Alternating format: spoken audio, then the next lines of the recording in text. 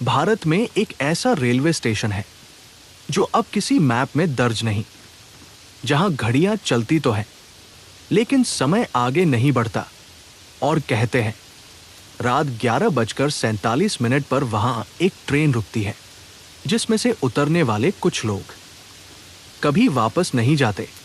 लेकिन सबसे डरावनी बात, कभी कभी उस ट्रेन का इंतजार करने वाले लोग जिंदा नहीं होते।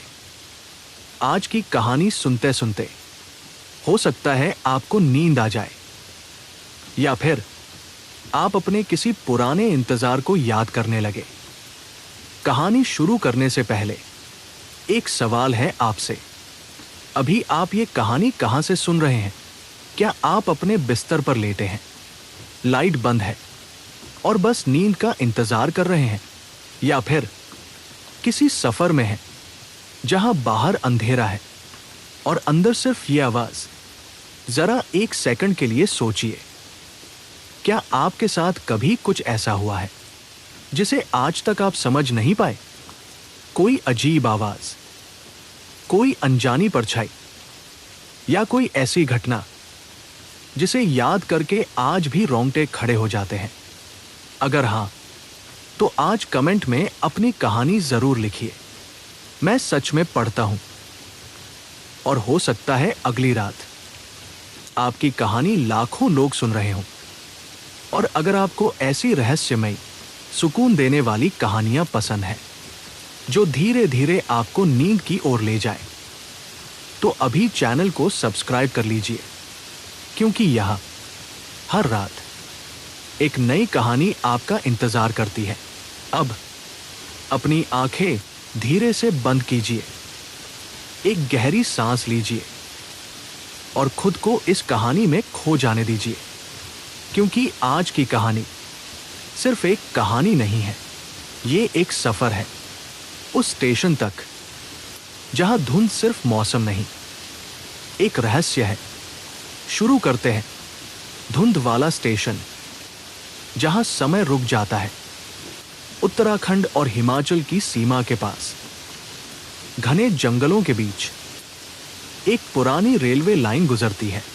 आज उस लाइन पर शायद ही कोई ट्रेन चलती हो, लेकिन 30 साल पहले वहां एक छोटा सा स्टेशन हुआ करता था, अनंतपुर हॉल्ट। नाम ही अजीब था, अनंत यानी जिसका अंत नहीं। स्थानीय लोग कहते थे वहां रात में मत जाना, क्योंकि वहां रास्ते भूल जाते हैं। लेकिन शहरों से आने वाले लोग इन बातों पर कहां विश्वास करते हैं। आदित्य 29 साल का था, नई नौकरी, नई पोस्टिंग और थोड़ा सा अहंकार कि वो हर चीज को तर्क से समझ सकता है। जब उसे बताया गया कि उसे अनंतपुर हॉल्ट संभालना है, तो उसने हंसकर कहा, भूत वूत कुछ नहीं होते। पहली रात उसे अपनी ये बात याद आई, क्योंकि स्टेशन पर उतरते ही उसे एक अजीब सा एहसास हुआ, जैसे कोई उसे देख रहा हो, लेकिन आसपास कोई नहीं था, सिर्फ हवा और बहुत गहरी खामोशी। प्लेटफॉर्म के कोने पर एक बूढ़ा आदमी बैठा था, हाथ में लालटेन, नाम भैरव दास। वो स्टेशन का केयरटेकर था। उसने आदित्य से सिर्फ एक बात कही, अगर रात 11:47 पर सीटी सुनो तो खिड़की से मत झांकना। आदित्य मुस्कुराया। क्यों? भैरव दास बोला, कुछ सवाल जवाब से ज्यादा सुरक्षित होते हैं। उस रात ठीक 11:47 पर सीटी गूंजी, धीमी, लंबी, उदास। आदित्य का दिल तेज धड़कने लगा, लेकिन यहां तो कोई ट्रेन शेड्यूल में नहीं। उसने सोचा, जिज्ञासा जीत गई। वो बाहर निकला। धुंध फैल चुकी थी और फिर उसे रोशनी दिखी, जैसे पुरानी पीली हेडलाइट। एक ट्रेन सच में आ रही थी, धीमी, लगभग तैरती हुई। ट्रेन रुकी, दरवाजे खुले, लेकिन कोई उतरा नहीं, सिवाय एक लड़की के। लड़की लगभग 25 साल की लग रही थी। हल्की गुलाबी साड़ी, खुले बाल, चेहरे पर शांति, लेकिन उसकी चाल अजीब थी, जैसे जमीन को छुए बिना चल रही हो। ये कौन सा स्टेशन है? उसने पूछा। आदित्य बोला, अनंतपुर। लड़की ने मुस्कुराकर कहा, अच्छा, तो मैं पहुंच गई। कहां से आ रही हैं? वहीं से, जहां लोग अपने अधूरे वादे छोड़ आते हैं। आदित्य को यह जवाब समझ नहीं आया। जब वो टिकट पूछने मुड़ा, लड़की गायब थी, पूरी तरह, जैसे कभी थी ही नहीं। अगली सुबह आदित्य ने देखा, स्टेशन की बड़ी घड़ी 11:47 पर अटकी हुई थी। उसने उसे ठीक किया, लेकिन रात को फिर वही समय, 11:47। भैरव दास बोला, ये घड़ी खराब नहीं, ये याद दिलाती है क्या कि कुछ लोग अभी भी इंतजार कर रहे हैं। पास के गांव में एक चाय की दुकान थी। वहां एक बुजुर्ग महिला ने बताया, 20 साल पहले एक ट्रेन हादसा हुआ था। दुल्हन अपने पति से मिलने जा रही थी, नाम नैना, लेकिन वह कभी पहुंच नहीं पाई। उस रात के बाद लोगों ने कहा, उन्होंने उसे स्टेशन पर उतरते देखा। हर साल उसी तारीख को, उसी समय, उस रात आदित्य ने तय किया, वह डरेगा नहीं। ट्रेन आई, दरवाजा खुला और नैना उतरी। क्या इस बार वो आए हैं? उसने पूछा। कौन? मेरे पति। उन्होंने कहा था, अगर मैं पहले पहुंचूं तो इंतजार करना। आदित्य का गला सूख गया।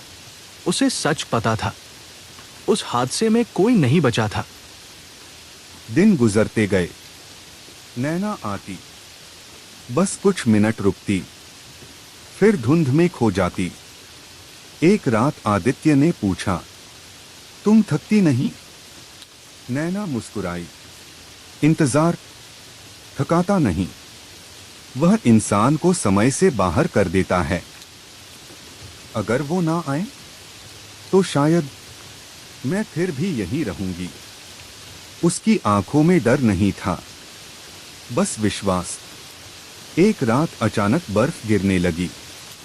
पूरा स्टेशन सफेद, लेकिन जहां नैना खड़ी थी वहां बर्फ जम नहीं रही थी, जैसे जमीन उसे पहचानती हो। तुम्हें ठंड नहीं लगती? जिस दिन वो गए उसी दिन मुझे मौसम महसूस होना बंद हो गया। आदित्य के शरीर में सिहरन दौड़ गई। भैरव दास बोला, आत्माएं दर्द से नहीं बंधती, उम्मीद से बंधती हैं। तो उसे आजाद कैसे करें? सच से या साथ देकर?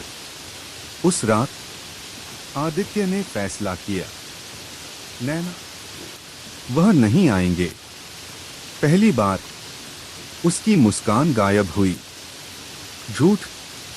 ट्रेन हादसे में नैना की आंखों से आंसू गिरे, लेकिन जमीन तक पहुंचने से पहले धुंध बन गए। तो मैं किससे बात करती रही इन सालों? आदित्य चुप रहा। कभी कभी चुप्पी ही दया होती है। उस रात ट्रेन पहले से ज्यादा चमकीली थी, जैसे किसी को लेने आई हो। नैना ने पूछा, क्या छोड़ देना, भूल जाना होता है? आदित्य बोला, नहीं, छोड़ देना मतलब प्यार को दर्द से मुक्त करना।